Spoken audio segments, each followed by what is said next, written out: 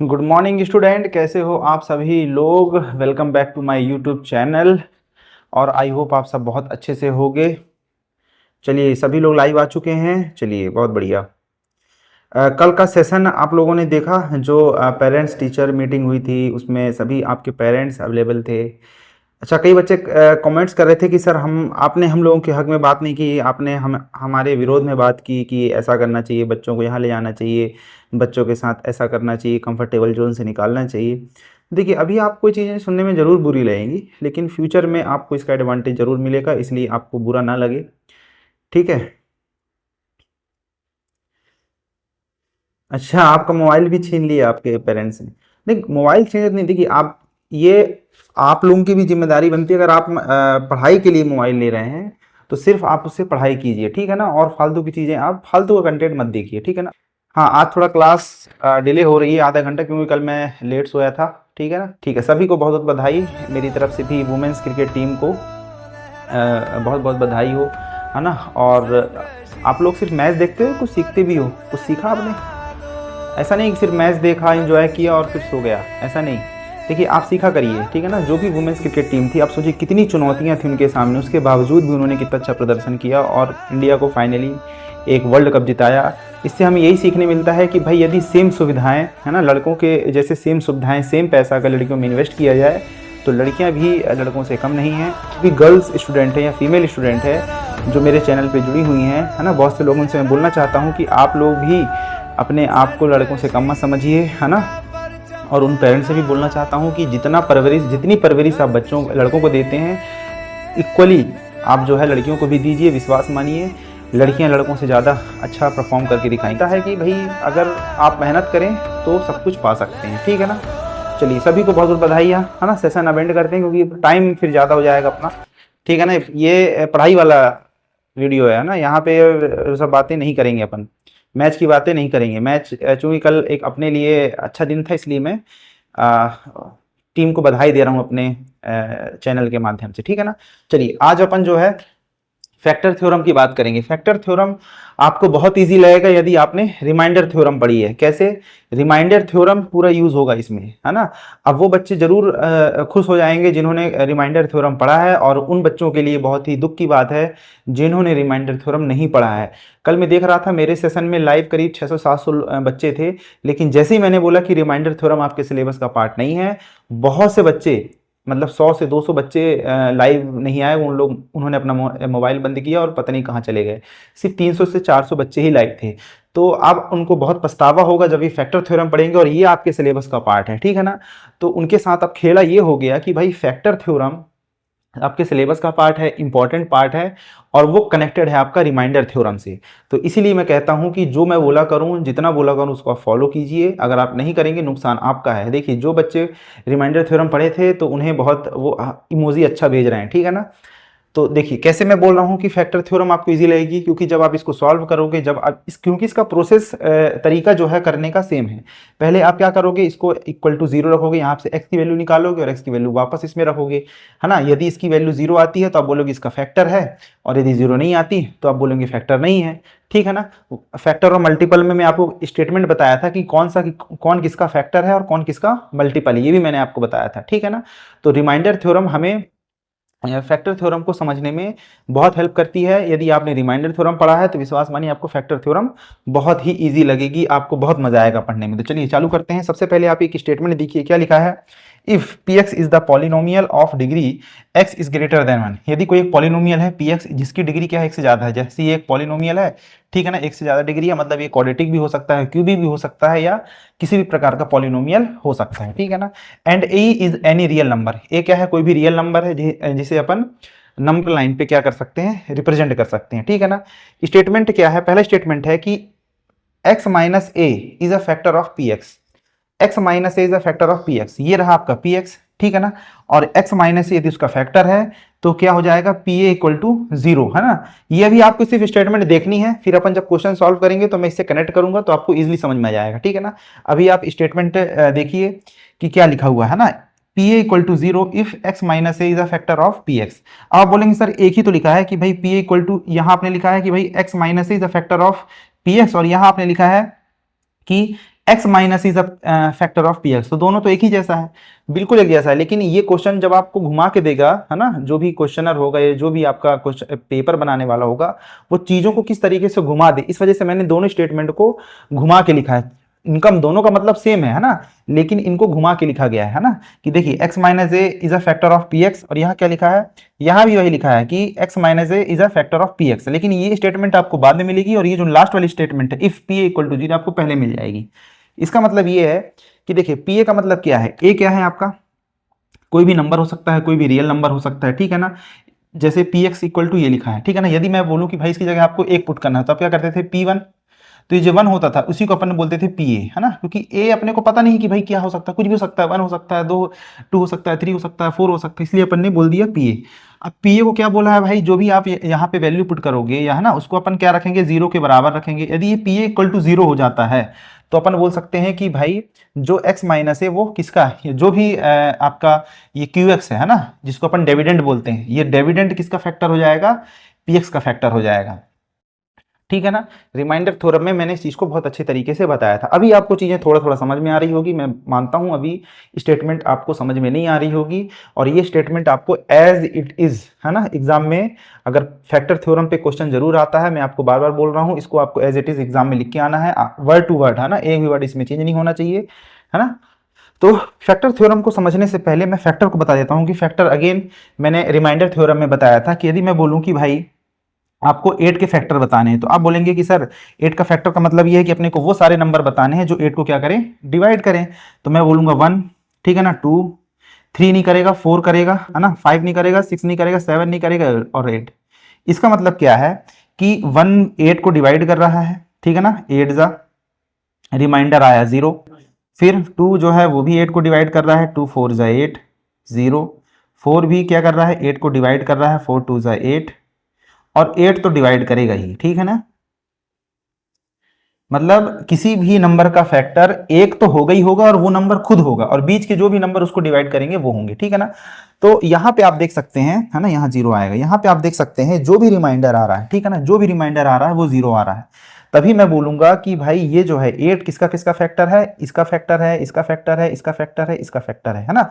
या ये मैं बोल सकता हूं, नहीं, अपन ये बोलेंगे कि भाई 2 2, है ना, क्या बोलूंगा मैं, 1 2 4 8 इज अ फैक्टर ऑफ 8, ठीक है ना। ये मैं बोल सकता हूं कि ये जो भी नंबर है किसके फैक्टर्स हैं, 8 के। कैसे, मैंने बोला कि सब में रिमाइंडर 0 आ रहा है, यदि रिमाइंडर 0 आएगा तो ही मैं इसे फैक्टर बोलूंगा, ठीक है ना। ये तो नंबर्स के केस में बात हो गई, लेकिन अगर ये लिखा हुआ है तो अब आप यहां पे कैसे बोलेंगे कि भाई ये किसका फैक्टर है। तो मैंने आपको रिमाइंडर थ्योरम में बताया था कि यहां से जो भी अपन क्या करते थे कि भाई इसको क्या करते थे, 0 के बराबर रखते थे, जो भी आपका डिविडेंड होता था उसके 0 को इक्वल रखते थे, यहां से x की वैल्यू निकालते थे, और फिर इस वैल्यू को यहाँ पे पुट करते थे, है ना। यदि ये हमारा जो पूरा पॉलिनोमियल है ना, ये 0 आया, यदि इस पूरे पॉलिनोमियल की वैल्यू 0 आ रही है, तो अपन ये बोलते थे कि ये जो है ना, ये जो डिविडेंड है ना, ये डिवाइजर का क्या है, एक फैक्टर है, ये जो डिवाइजर है ना, वो डिविडेंड का क्या है, मल्टीपल है। अगर आपने रिमाइंडर थ्योरम वाली क्लास नहीं देखी है, मैं अगेन बोल रहा हूं, वो बच्चे जो आज लाइव हैं कल नहीं थे, आप पहले वीडियो बंद कीजिए और रिमाइंडर थ्योरम को एक बार फिर से देखे आइए, क्योंकि जब तक आपको वो थ्योरम नहीं पता होगी आपको चीजें कम समझ में आएंगी, ठीक है ना। बाकी मेरी पूरी कोशिश होगी कि आपको कनेक्ट कर पाऊं मैं, है ना, प्रीवियस क्लास से। चलिए अब अपन आगे की बात करते हैं।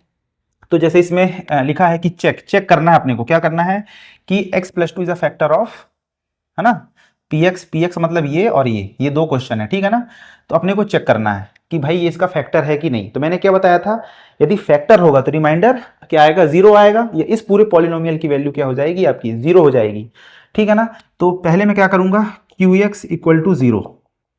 अब आप इस स्टेटमेंट से इसको कनेक्ट कीजिए, ठीक है ना, qx = 0, ठीक है ना। पहले मैं क्या करूंगा, ये जो डिविडेंड लिखा हुआ है इसको क्या करूंगा, 0 के विकल्प करूंगा, तो x + 2 = हो जाएगा 0, और x की वैल्यू हो जाएगी -2, ठीक है। इतनी बात आई समझ में, जो अपन वहां करते थे रिमाइंडर थ्योरम में करते थे, रिमाइंडर थ्योरम में करते थे, और अपन मेरे हिसाब से जीरोस में भी करते थे, वैल्यूज में भी करते थे, है ना। जब वैल्यू भी निकालते तो भी अपन इसमें वैल्यू पुट करते थे और देखते थे कि इस पूरे पॉलिनोमियल की वैल्यू 0 हो रही है कि नहीं हो रही। जीरो जब अपन निकालते थे तो भी अपन वैल्यू पुट करते थे, लेकिन वहां पे सिर्फ और सिर्फ एक पॉलिनोमियल गिवन होता था, ठीक है ना। यहाँ पे आपका वैल्यू और जीरो का भी कॉन्सेप्ट रिवाइज होगा, रिमाइंडर थ्योरम का भी कॉन्सेप्ट रिवाइज होगा, और फैक्टर थ्योरम तो है ही। तो फैक्टर थ्योरम से आपके तीन कॉन्सेप्ट जो हैं कनेक्टेड हैं, value and zero of polynomial, है ना, remainder theorem and factor theorem, तो खैर अपन बात ही कर रहे हैं, ठीक है ना। तो स्टेप 1 में अपने को क्या लिखना है कि भाई q x equal to zero, है ना। हर स्टेप में बिल्कुल डीपली समझा रहा हूं, एक बार इस चीज को समझिए, बार बार मैं चीजों को उतना अच्छे से एक्सप्लेन नहीं करूंगा जितना पहली बार में करूंगा, ठीक है ना। स्टेप 1 में जो भी आपका डिविडेंड लिखा है इसको आप इक्वल टू जीरो कीजिए, एक्स की वैल्यू निकालिए, ठीक है ना। स्टेप 2, स्टेप 2 में आप क्या करेंगे, है ना, पहले आप करिए पी एक्स, क्या लिखा हुआ है आपको, x cube plus 3x² plus 5x plus 6, ठीक है। अब देखिए क्या लिखा है कि x minus is a factor of p x if p a equal to zero, ठीक है ना, या p a equal to zero, इसका मतलब क्या है कि भाई x की जगह मेरे को क्या रखना है, माइनस में 2, ठीक है ना। तो ये हो जाएगा माइनस में 2 का क्यूब, है ना। मैं आपको स्टेटमेंट से कनेक्ट करूंगा बाद में, है ना, अभी आप इस चीज को अभी पढ़िए सिर्फ, ठीक है ना। 3 इंटू माइनस 2 का स्क्वायर प्लस 5 इंटू माइनस में 2 प्लस में 6, ठीक है। तो क्या है इसकी इसकी जो पावर है क्या है, ऑड है कि इवन है, ऑड है, तो जो साइन आएगा वो माइनस का आएगा, 2 की पावर 3 हो गया 8 प्लस 3 2 जा 6, है ना, क्योंकि इसकी पावर क्या है, इवन है, तो साइन प्लस ही होगा, और 3 2 जा 6, है ना, ये हो जाएगा माइनस में 10 और प्लस 6। कहीं पे कुछ गड़बड़ी हुई है क्या, 5x प्लस 6 3x², क्योंकि 6, कहीं पे कुछ गड़बड़ी हुई है गुरु। देखिए जो गड़बड़ी हुई थी यहाँ, देखिए आप भी इस तरह से कैलकुलेशन मिस्टेक ना करें, ठीक है ना। यहाँ आएगा आपका 12, ठीक है। तो अब इसको सॉल्व करते हैं, यहाँ जाएगा आपका क्या, प्लस का 4, और यहाँ जाएगा आपका माइनस का 4, ठीक है ना। इनको सॉल्व करेंगे तो प्लस का 4, इनको सॉल्व करेंगे माइनस का 4, तो ये हो जाएगा आपका 0। इसका मतलब क्या है, रिमाइंडर आपका क्या आ गया, 0। रिमाइंडर थ्योरम से आपको ये पता चल गया कि जो भी अपन ने एक्स की वैल्यू इसमें पुट की 0 आ रहा है, मतलब इसका इसका क्या है, रिमाइंडर 0 है। मतलब क्या है, मतलब ये है कि भाई इसको मैं ऐसे लिख सकता हूँ, x cube plus 3x² plus 5x plus 6, मैंने आपको रिमाइंडर थ्योरम में बताया था x प्लस 2, यदि रिमाइंडर 0 आता है ना, तो x प्लस 2 किसका फैक्टर हो जाएगा, इसका, ठीक है ना। छोटा वाला जो टर्म्स होगा, छोटा वाला टर्म्स मतलब जिसकी डिग्री कम होगी कंपेयर टू इससे, है ना, जो आपकी डिविडेंड की डिग्री यदि डिवाइजर से कम है, डिविडेंड की डिग्री अगर डिवाइजर से कम है, तो अपन बोल सकते हैं कि भाई इसका फैक्टर है, और ये इसका क्या हो जाएगा, मल्टीपल। ये जो x प्लस 2 है ना, ये क्या हो जाएगा, इसका फैक्टर हो जाएगा, और ये जो है x cube plus 3x² plus 5x plus 6, ये क्या हो जाएगा, इसका मल्टीपल, है ना। बहुत से लोगों को समझ में आ रहा होगा, कई लोगों को समझ में नहीं आ रहा होगा, कारण कि उन्होंने रिमाइंडर थ्योरम की क्लास को नहीं देखा है, ठीक है ना, इसके अलावा दूसरा कोई कारण नहीं है। तो अब आप इस चीज को इस स्टेटमेंट से मैं कंपेयर करता हूं, देखिए क्या लिखा है, x minus a is a factor of p x, ठीक है ना। पी एक्स की वैल्यू ये थी, x माइनस ए का मतलब क्या है कि किस पॉइंट पे ये 0 हो रहा है, तो ये जो है किस पॉइंट पे 0 हो रहा है, p माइनस 2 के पे 0 हो रहा है ना भाई। ए की जगह क्या है, यहाँ पे -2 है, और 0 की जगह 0, तो मैं क्या बोल सकता हूं, मैं ये बोल सकता हूं कि जो भी अपना ये लिखा था इसने, x प्लस 2 फैक्टर ऑफ, ये हम चेक करने को बोला था, तो यहाँ पे आपको एक स्टेटमेंट लिखनी है, क्या लिखनी है, हैंस x प्लस 2, आपको दिख रहा है नहीं दिख रहा, चलिए मैं बोल दे रहा हूँ, आप लिख दीजिएगा ना, अगर आपको नहीं दिख रहा है तो मैं बोल रहा हूँ, आप लिखते जाइए, hence x plus 2 is a factor of, है ना, क्या लिखा है, पी एक्स, आप ऐसा लिख सकते हैं, ठीक है। यही चीज लिखी थी कि भाई यदि पी ए क्या होता है, 0 के इक्वल होता है, 0 आ जाता है, इस पूरे पॉलिनोम की वैल्यू 0 जाती है, इसका मतलब कि किस पॉइंट पे 0 हो रहा है, ये -2 के पॉइंट पे 0 हो रहा है, तो अपन क्या बोल सकते हैं कि x माइनस ए का मतलब क्या है कि जो ये चीजें बोल रखी थी इसने, ठीक है ना भाई। ए की जगह क्या है, यहाँ पे -2 है, तो आप इसमें रखिए इस फॉर्मूला में x माइनस, और ए की जगह -2 है, तो ये क्या हो जाएगा, x प्लस 2 बनेगा, है ना, is a factor of p x है, यहाँ भी मैंने पी एक्स लिख दिया, ठीक है ना। और यहाँ पे ये भी लिख सकते हैं if p minus 2 equal to 0, ठीक है ना। तो ये जो आपकी स्टेटमेंट लिखी है, आप इसको कंपेयर कर सकते हैं। मैं एक बार देख लेता हूँ कि विजिबिलिटी आपको आ रही है कि नहीं आ रही है, ठीक है, मेरे हिसाब से आ रही है आपकी स्टेटमेंट की, है ना। मैं आपको थोड़ा सा जूम आउट कर देता हूँ, ये देखिए आप, ठीक है ना, ओके। चलिए इतनी बात आई, आपको आपके एग्जाम में इस तरीके से करके आना है, ठीक है ना।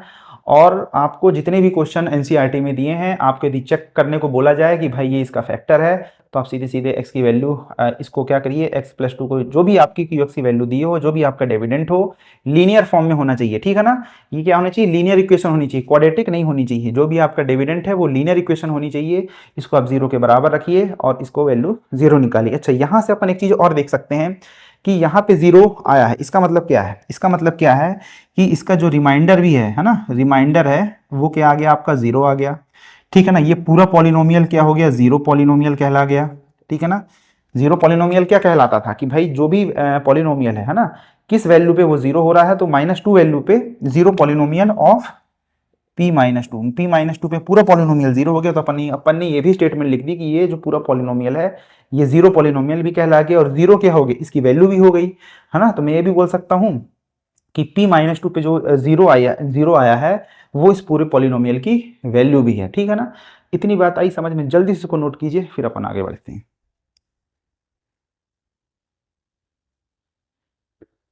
चलिए अगले क्वेश्चन की ओर बढ़ते हैं। दूसरा क्वेश्चन आपके सामने ये रहा, क्या रहा कि भाई px = 2x + 3 है। आपको चेक करके बताना है कि x+2 इसका फैक्टर है कि नहीं है। तो मैंने क्या बताया था, स्टेप वन में आपको क्या करना है ना, जो qx है ना, इसको 0 के बराबर रखना है।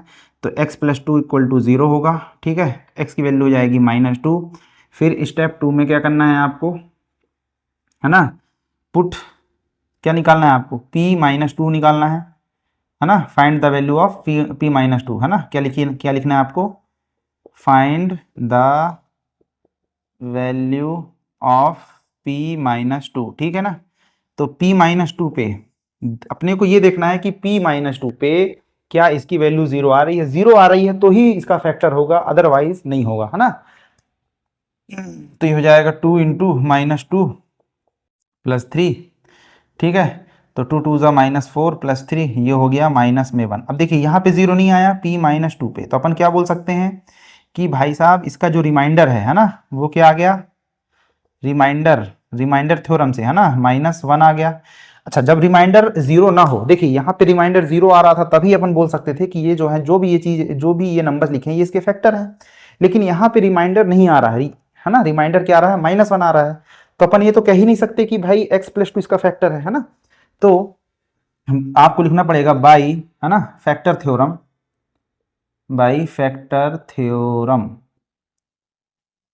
है ना, x+2 is not a factor of, है ना, px = 2x + 3, ठीक है ना।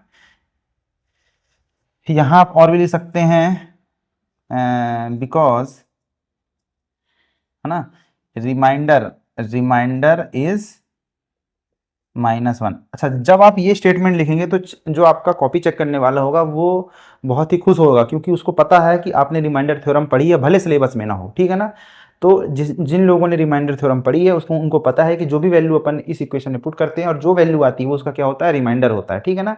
अगर रिमाइंडर 0 आता है तो उसका फैक्टर या मल्टीपल है, यदि नहीं आता है, ठीक है ना, तो वो उसका फैक्टर मल्टीपल हो ही नहीं सकता, है ना।